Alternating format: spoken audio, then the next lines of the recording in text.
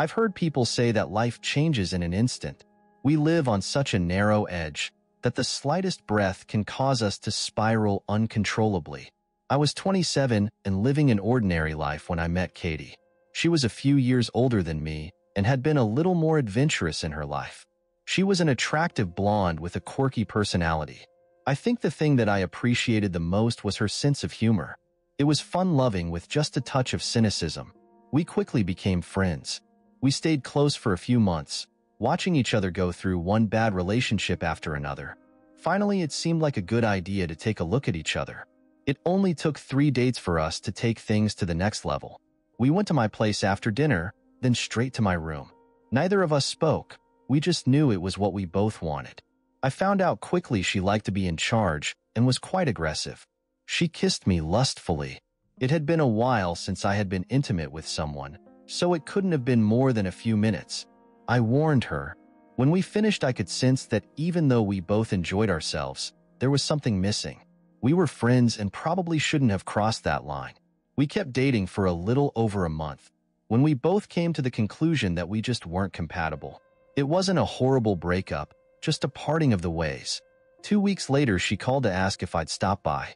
When I got to the door, she greeted me nervously. "Could you please sit down, John? We need to talk." I thought that she wanted to give it another shot. Since I was still fond of her, I was prepared to say yes, if we could just take it slower this time. Instead, she said the words that shook me to my core. "I'm pregnant." And life spirals. But you said that you couldn't get pregnant," I said, stunned. We hadn't bothered with birth control because neither of us was promiscuous, and she had a medical condition that prevented pregnancy. Her doctor had said she wouldn't be able to conceive even if she underwent treatment. I know what my doctor said, but I'm pregnant. There hasn't been anyone else. It's yours. What are we going to do? My head spun. The thought that maybe she would have an abortion so I could get off the hook flashed unbidden through my mind. I was immediately ashamed. I have always wanted children, and there was no way I could ask for something like that. Luckily, she couldn't either. We talked about what to do for weeks. Finally, we agreed to do our best to make things work between us. We went through months of couples counseling, and I moved in to help support and take care of her. Danielle was born shortly thereafter, and I couldn't have been happier. She was perfect. Because the doctors did a C-section delivery, she was born looking the way she would for her entire childhood. Her pictures from 3 months to 7 years looked just like the same person, only bigger. The first 6 months were the happiest of my life. I had never been around babies, so didn't know what to expect. They depend on you for everything: food, protection, comfort, and affection. She would look at me like I was her entire world. Love isn't something you talk about or plan. It is just a given. The bond we forged was far stronger than anything I could have imagined. Unfortunately, her mother and I weren't so lucky. It turned out our original decision to break up had been the correct one. There was no hope for us. Too different, too stubborn, and painfully unhappy with each other. After helping her raise Danielle for 6 months, she asked me to move out, and part of me was relieved. I was crushed to be leaving my baby girl, to have no more nights tucking her in or stopping by to kiss her head in the middle of the night. But she was right. It was time to go. Things were strained, but we managed to get along well enough, until we had to go to court. Once the lawyers got involved, we went from not getting along to us actively hating each other. It didn't happen overnight, but it took a depressingly short period of time. I don't know if it was the stress of not having control over our own fate, or if it was just having to talk through third parties, but neither of us came out ahead. We argued, threatened each other, and were consumed with each of us, wondering what the other would do next to be spiteful. Sometimes I felt like I was losing my mind. I disagreed with most of the things she did, from daycare to her dating life. We even used our daughter as a weapon against each other. To this day, the pain of that is as clear in my mind as any other memory. I made it through 3 years of living week to week, just waiting for my time with Danny. We did everything she could want. I tried not to spoil her, but I wanted to experience everything through her eyes. Truth be told, I also was a little afraid of her not having the same kind of memories with me that she did with her mother. One of the biggest downsides of being a single father is the jealousy you feel toward the other parent. Just after she turned 4, I met Jenny. It was pure dumb luck. I had a small company that coordinated private parties. We provided the event planning, entertainment, and catering. It wasn't making me rich, but it was a fun job and I enjoyed it. I was hosting a company dinner party for a friend named Kathy. During the party, she introduced me to her daughter Jenny, who had just flown in from New York to visit. Jenny was 25 years old and had been a professional dancer for almost a decade. Unfortunately, she told me she had to give it up because of a string of injuries that left her with a number of knee surgeries, making any career in dancing impossible. She came to spend time with her mom while she figured out what to do with her life. I found out we had a great deal in common. Talking with her was like hanging out with someone I'd known for years. However, while I found her very attractive, I also believed in the axiom that you don't mess around with clients' daughters, so was content to make small talk. Usually I was nervous around women I was that attracted to, but I guess my feelings that nothing could happen allowed me to relax and be myself. We talked for over an hour, and I was enchanted. At the end of the night, I felt a pang of regret when I had to go home by myself. 2 days later, my cell phone rang. I didn't recognize the number, so hoped it might be a potential client. "Hello," I said pleasantly. "Hi, it's Jenny. I was wondering if you were busy tonight. I don't know anyone here, but I wanted to see the city. Would you be interested in showing me around?" I tried to sound nonchalant, but probably failed miserably. My stomach was doing cartwheels. "Sure, I'd love to. What do you want to do?" Surprise-me. "That's a dangerous dare for someone in my line of business," I said with a chuckle. The moment I hung up the phone, the wheels started turning. Working in the entertainment business, I'd made great contacts all over the city. I made several calls and came up with what I thought would be the perfect date. When I showed up at her mom's place to pick her up, I was floored. She was beautiful at the party, but I underestimated just how beautiful. When she was made up to go out on the town, she was an angel. Long, curly black hair, brown eyes, beautiful lips that curled at the ends into just the hint of a smirk and freckles. I'm not saying she should have been a model. It was more like the girl next door kind of attractiveness. She was definitely the most beautiful woman I'd ever been out with. We went to the art museum, then to the ballet. It must have been amusing for her. I don't know anything about art, and even less about the ballet, so she spent the bulk of the date explaining things to me. I wasn't sure if I was endearing or annoying, but she seemed to enjoy educating me about culture. The ballet was particularly great. She intently watched everything, her eyes sparkling. I thought about how much she must have wished she was in the company. I watched her face as the show went on. At times she looked quite emotional, making me wonder how it would feel to be great at what you do, only to be forced to give it up. I had an overwhelming desire to put my arm around her, not in a calculating way, but just to comfort her. Instead, I settled for holding her hand. After the show, we went out to dinner. It was the kind of restaurant that I normally couldn't have afforded. Thankfully, bartering had become part of my life, and I found I was quite talented at it. All it took was a promise to do a favor for the manager, and voila, it was suddenly very affordable. Over the course of the dinner, I found that she was even better company than I had first thought. She was smart, had a razor-sharp wit and wicked sense of humor. Our conversation went from politics to our favorite game shows seamlessly. When I talked to her about my daughter, she eagerly listened and asked a number of questions. It really had an impact on me because most people just nod and patiently try to humor you despite their lack of real interest. We finished the date by making out in the front seat of my car like teenagers. She had the softest lips I've ever kissed. I tried to keep control of the situation, not wanting her to think it was just physical for me. When we finally said goodnight, I drove home wondering what I could possibly do to top it. Turns out I didn't have to be worried. Jenny was just as comfortable going out for pizza and catching a band as she was hobnobbing with the rich and famous. I was relieved because that wasn't the kind of lifestyle that interested me. I'm a hamburger kind of guy. Steak and lobster is cool once in a while, but trying to pretend you are something you're not is a bad way to start a relationship. A couple weeks and a half dozen dates later, we went out for dinner and dancing. I had been dreading it since the first date. I was definitely no Fred Astaire and was afraid she was going to take one look at me on the dance floor and change her mind about me. It quickly became a non-issue. She was so graceful that I actually didn't feel like a complete fool. We wheeled around the dance floor like we'd been doing it for years. Every man in the bar must have been envious of me.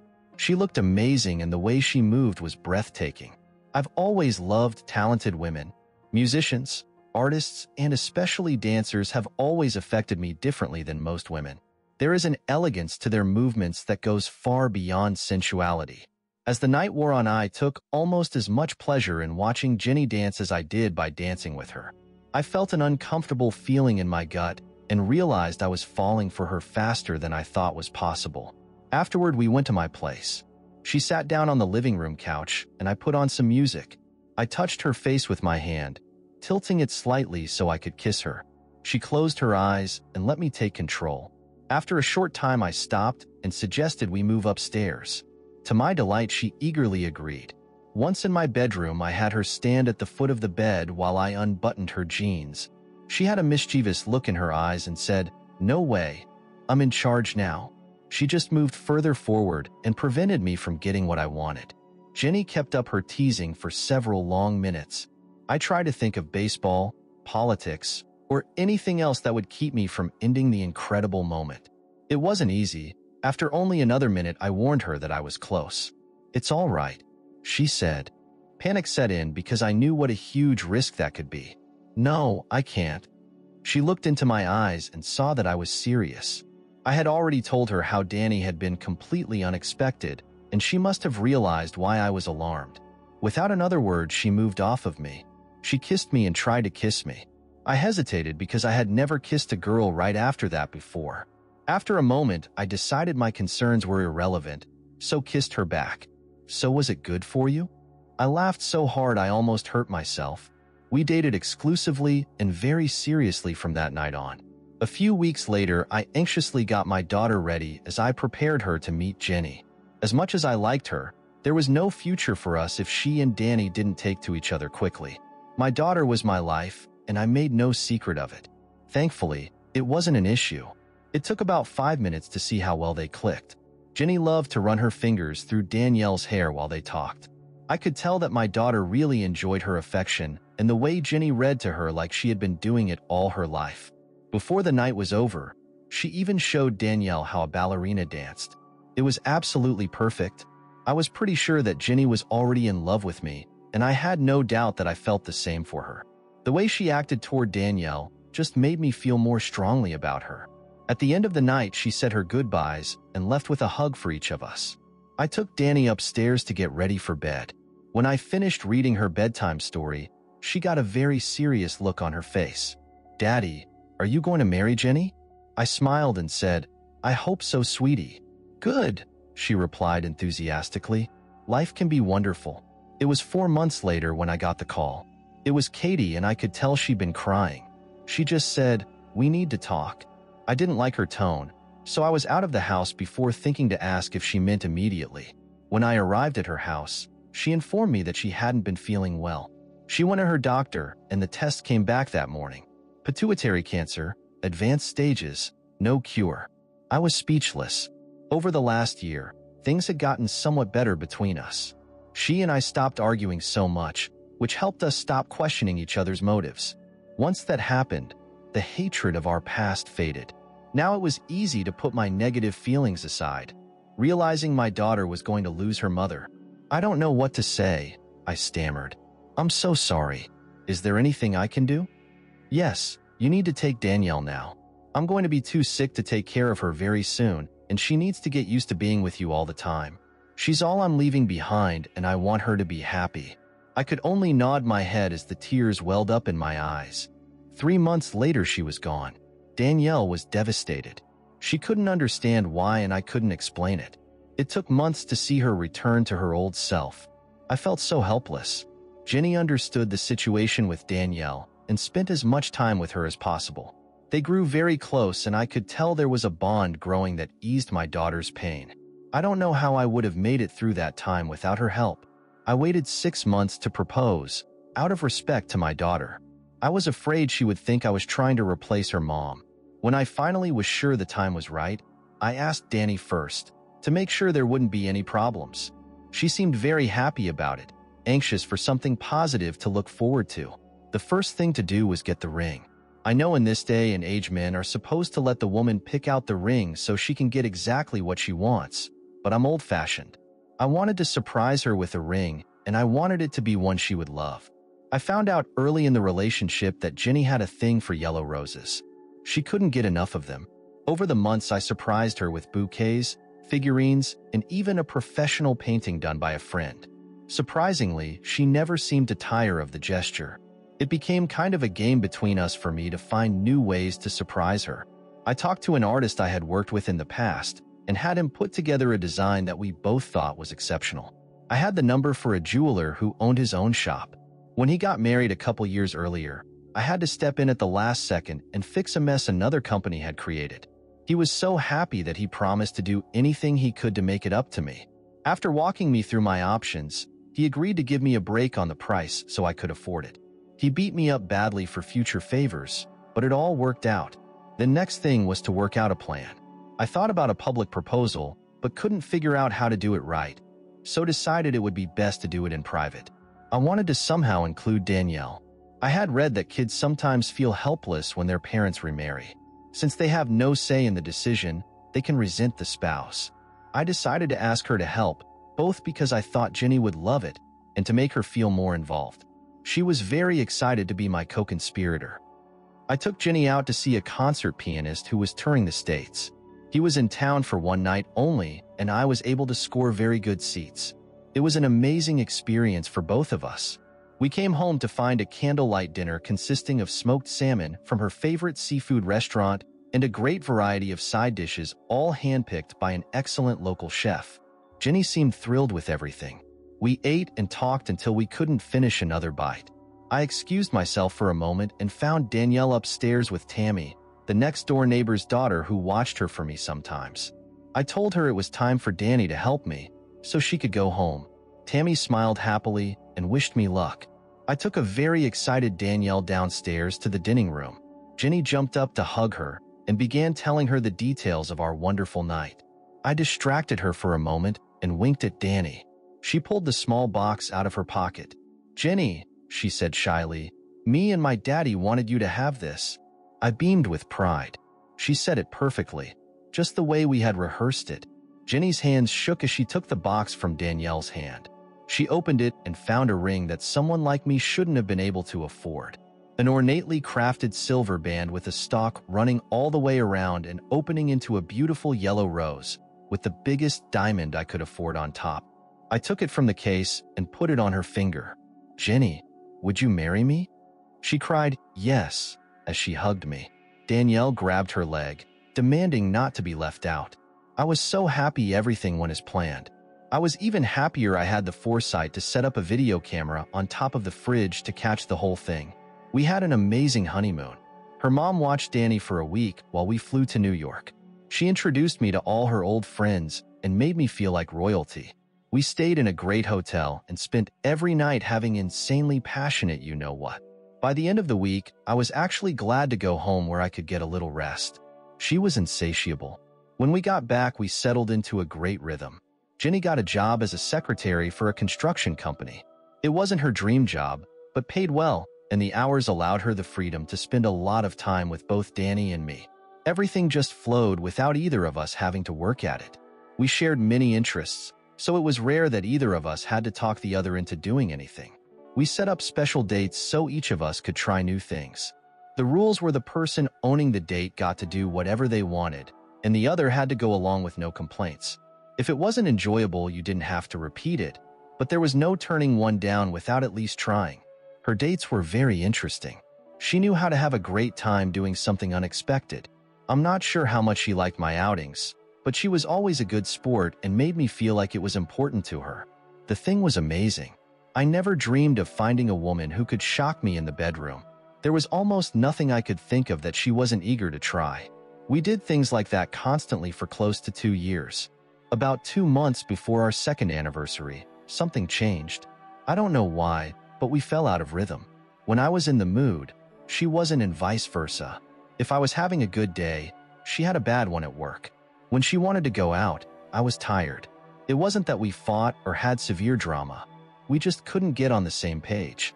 Being a guy, I guess I underestimated the impact on her. To me, it was an inconvenience, but I think she felt it more deeply. She might have even feared we were growing apart, but she wouldn't say anything to me. When we did try to talk about it, nothing seemed to get settled. We both tried to fix the problems, but things always seemed to get in the way. A few weeks before our anniversary, she got a call from her friend Megan.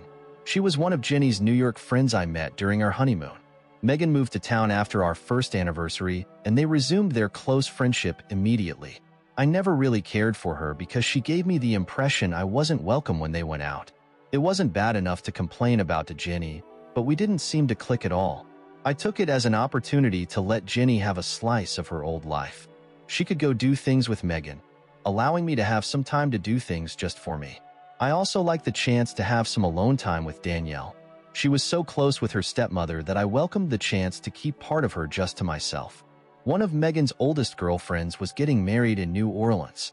Since she didn't have a guy to take, she asked if Jenny would like to go. I didn't have any objection, so they planned a trip leaving late Thursday night and coming back late Sunday night.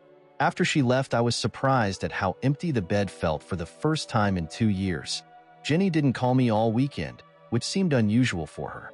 I wasn't too worried about it since I knew there was a lot going on with the rehearsal dinner, bachelorette party, then the wedding Sunday afternoon. There were also a lot of shopping things planned for the women who hadn't been together in years. I thought about calling her to say hi, but didn't want to interrupt. I found that 3 days without her made a big impact on me.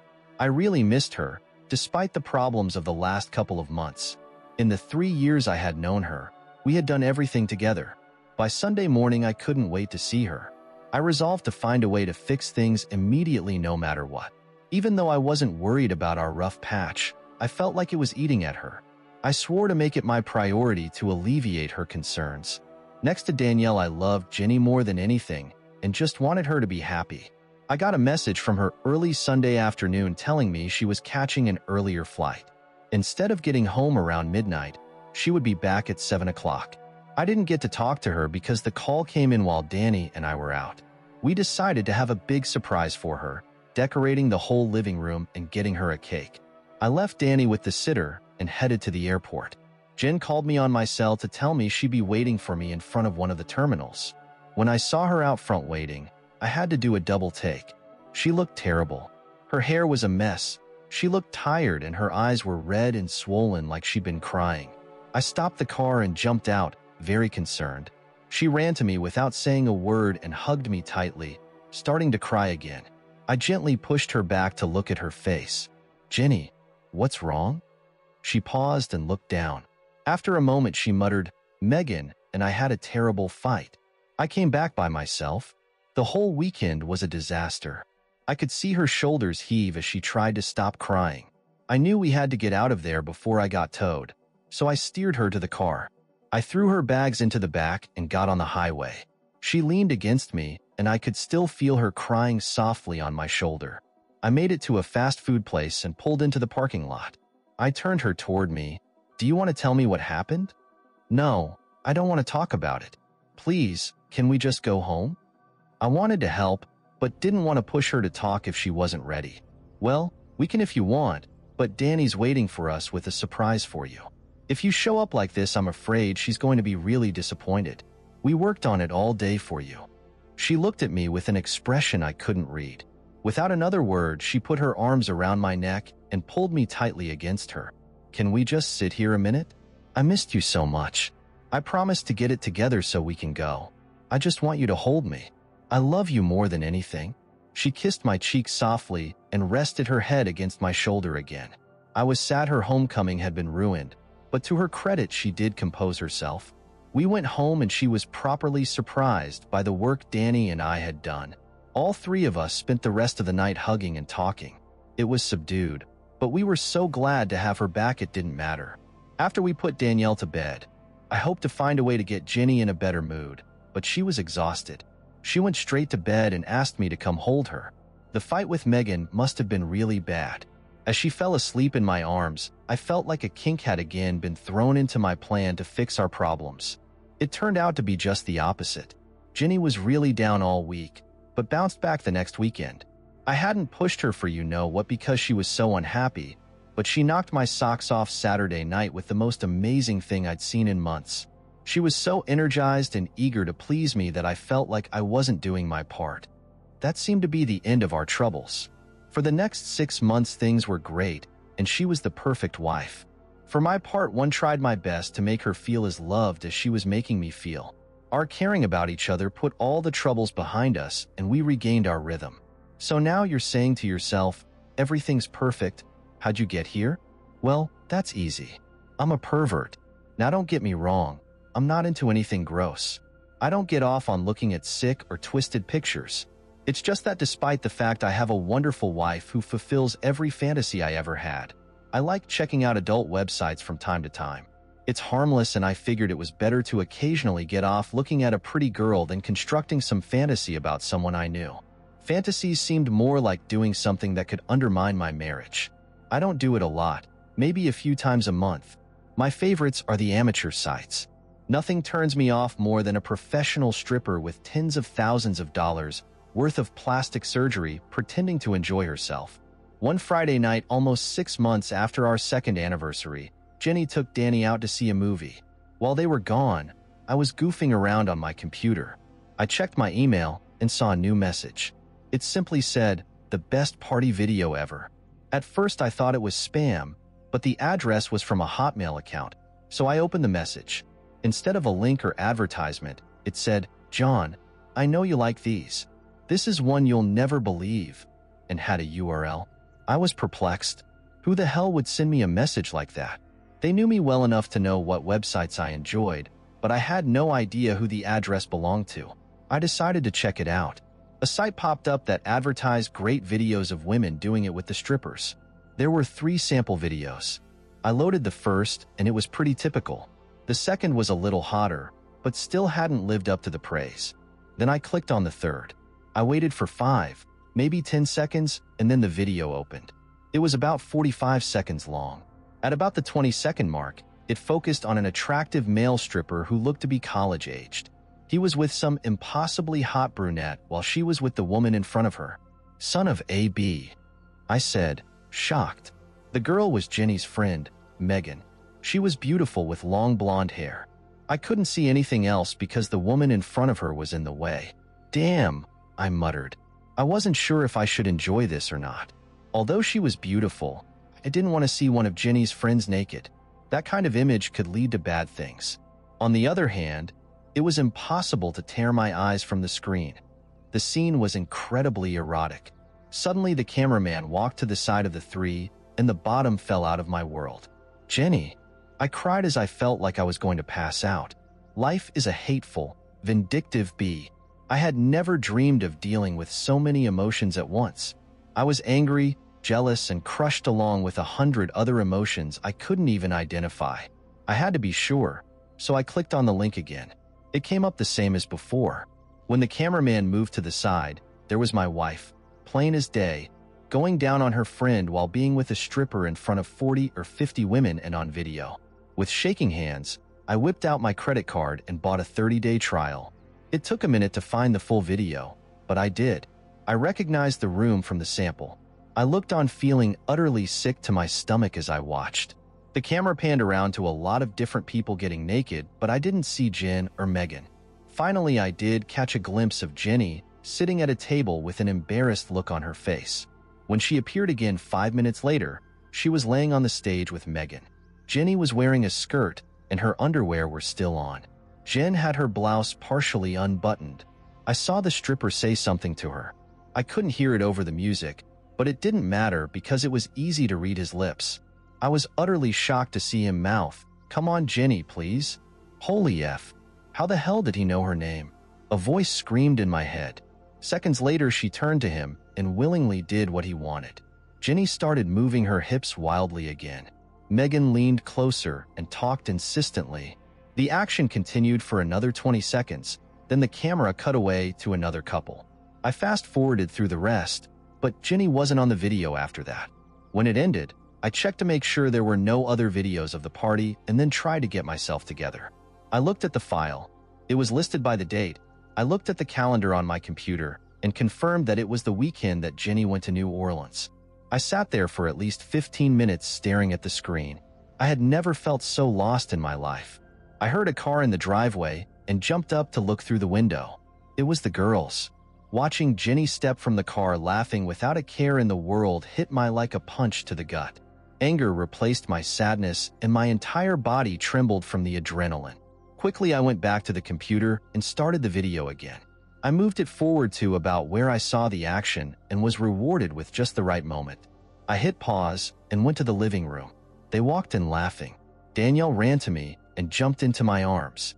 I held her tightly, knowing I was about to shatter her world, possibly forever. She sensed something because she immediately asked me what was wrong. I couldn't look at her face as I firmly told her to go upstairs to her room and close the door. She looked upset, but obeyed me. Jenny was very alarmed. She probably thought there had been a death in the family or something. I didn't say a word, but walked back into the study. She followed me, demanding, "John, will you tell me what the hell is going on?" When we reached the computer, I grabbed her shoulders with both hands and turned her to face it. I took no pleasure in seeing all the color drain from her face as she saw a perfect still of herself being effed from behind while going down on Megan. There was no response from her for several moments. I saw her shoulders move several times before I was able to hear her sob. Quietly, she spoke without turning, "John, I'm so sorry. Please forgive me." I tried to keep my rapidly building anger in check. Was it just the one time? Already knowing the answer, she looked at the floor. No, it happened the night before. Then again at the party. With Megan and the stripper? She nodded, her eyes never leaving her feet. What about the next day? Whose bed did you sleep in after the party? It was only a guess, but I was pretty sure it was a good one. She didn't answer me. She just cried louder. Well, that's just great. I bring you into my house, tell my daughter to trust you, and you turn out to be this? I hissed, pointing at the screen. Was it good? Was it worth the end of our marriage? She cried louder and still hadn't looked at me. It didn't matter. My anger was out of control, and I wasn't in the mood to feel pity. This is how it's going to be. You good for nothing SL. You have 5 minutes to have your stuff packed and be out of my house. When I get to 5 minutes and 1 second, if you're not out the door, this video gets sent to your family, then your friends, and then your work. Once you leave, you are never to contact me again. Our lawyers can do the talking. I could see her flinch as she took each word like it was a punch. I heard her say between sobs, "What about Danielle?" That broke the dam. "Don't you ever say my daughter's name again, you?" I yelled. "When you are gone, I'll tell her as nicely as possible what a piece of trash you really are. You chose your party friends over us. You are never to contact her again, or I'll get a restraining order and have you arrested." She finally turned to me with a look of utter pain. "You can't do that. She's like my own daughter. I've helped raise her." I had already thought of that. Well, since we never got around to getting adoption papers drawn up, you have no rights at all. I guess you weren't thinking about her when you did what you did. I saw her cringe at the reference. I knew I was too loud, but I couldn't stop myself. "Please don't do this to me, to us. I'm begging you to give me a chance to explain. It's been 6 months, and I've done everything I could to make it up to you." I had finally reached the point where I couldn't stay that angry and started to calm down a little, which let me regain my control. "So because you lied to me for 6 months and I didn't find out until now, I'm supposed to give you a pass? How do I know how often it's happened? Why would I trust a lying WH in the first place? Even if I did trust you, I don't give a shit. You F them. You made your choice." Then I began counting out loud. 1, 2, 3, 4. "Please, John, I'm so sorry. I'll do anything for another chance. Please don't do this." 10, 11, 12. I started to think she wasn't taking me seriously, so I sat down at the computer and pulled up my email account. I addressed a new message to both of her parents and sister Nicole, then typed, "The truth about your daughter," into the message field. Finally, I clicked on. I didn't even look over my shoulder as I continued counting, 22, 23. With a frustrated cry, she fled the room and ran upstairs. I waited a minute to stop myself from falling apart and then followed. I stopped at the top of the stairs, just out of sight, and listened to her frantic packing. I checked my watch and saw the time to be around 3 minutes. Then I heard something that made my heart break. "Jenny, where are you going?" Danielle had come out of her room to see her stepmother packing in a panic while crying loudly. "I'm sorry, baby. I have to go to Aunt Nicole's house for a while. I did something very bad and hurt your daddy. It's all my fault, not his. I thought I had reached the limit of the pain I could feel until I heard Danny say through her tears, "Did you say you're sorry? If you say you're sorry, he has to forgive you. Please don't go." My anger drained completely as I sank to the floor and cried openly. I forgot all about the watch. Jenny spoke again. "It's too late for that. I'm so sorry. Sometimes grown-ups do things that are so bad that saying, 'I'm sorry' isn't enough." Danny wasn't giving up. "But I don't want you to go. Don't you love me anymore?" I was actually kind of proud when Jenny dropped her suitcase and stopped crying for a moment, her only concern being for Danielle. "I love you more than anything. I love you this much," and moved her arms all the way apart. "I have to go now, but you be brave. Maybe someday your daddy can forgive me. But you always remember that this is my fault, not his. He loves you more than anything. I wish I could explain, but I have to go." I couldn't take it anymore, so I stumbled to the bottom of the stairs and called out, "441, 42, 43. I heard more rushed talking, then the sound of someone coming down the stairs fast. Jenny passed me, then paused and turned. "John, I don't blame you for this. I know I deserve it. I'm so sorry I hurt you. I'll love you forever." 455, 56. She turned and lunged for the door. When it closed behind her, I went up the stairs to comfort my little angel. I couldn't even focus on the pain I was feeling. I knew what I had done had ripped the heart right out of my little girl. My anger at Jenny gave me no cure for my self-recrimination. I ran up the stairs to try and fix the unfixable. Life has spiraled beyond repair. "Hey John, holy SH, what happened to you?" I had stopped by my best friend's house the next day. Luckily, Steve and Sharon were both home. I was so out of it, I hadn't even thought about the possibility that they would be gone. I just piled Danielle into the car and drove over. Steve evidently noticed my condition. I gave him a warning look and glanced down at Danny. Although I could see his puzzled expression, he caught my meaning. He kneeled down in front of her and put his arms out. "How are you, young lady?" She dove into his arms crying. Jenny went away. Steve looked up at me shocked.